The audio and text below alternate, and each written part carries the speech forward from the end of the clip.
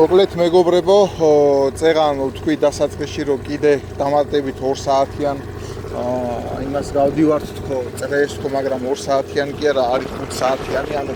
3 საათს როცა გავივლით, ერთ-ერთი ინსტრუქციის მიხედვით, რომელსაც მე ვატარებ, არის შემდეგ უწყვეტი 5 საათიანი, უწყვეტი რა შეიძლება გაწყვეტო, მაგრამ 5 საათიანი ციკლია, რომელიც ციკლშიც ამ რეჟიმით უნდა იარო, ესე იგი 2500-ით უნდა იარო 10 წუთი, 2500 აბაროტით, შემდეგ 10000 წუთი უნდა იარო 3100-3200-ით, შემდეგ 10 წუთი უნდა იარო 4000-ით, შემდეგ კიდევ 10 წუთი უნდა იარო 5500-5500-ით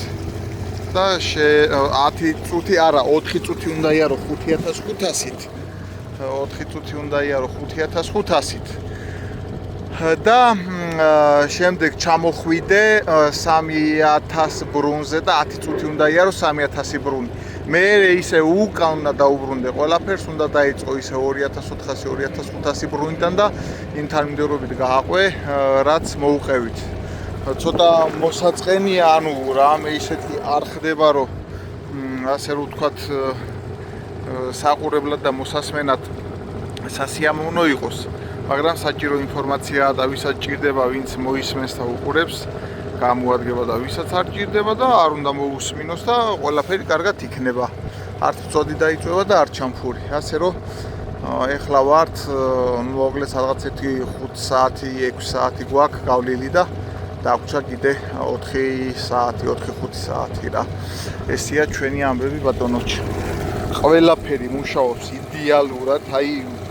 უბრწყინვალესად, ბრავო ამ ბრენდს.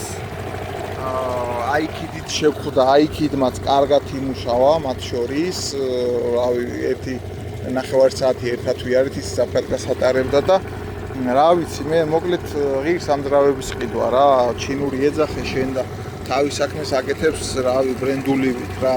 შეიძლება ახლა საათები იმდენი ვერ იმუშაოს, რასაც ბრენდული იმუშაოს, მაგრამ რაც ფასი ღირს, იმის საქმეს თურქული თოფის არ იყოს, 10 ჯერ აკეთებს რა, ასე რომ ვთქვათ და 10 ჯერაც კიდე რა. ასე რომ ასია ამბები ბატონოჩი.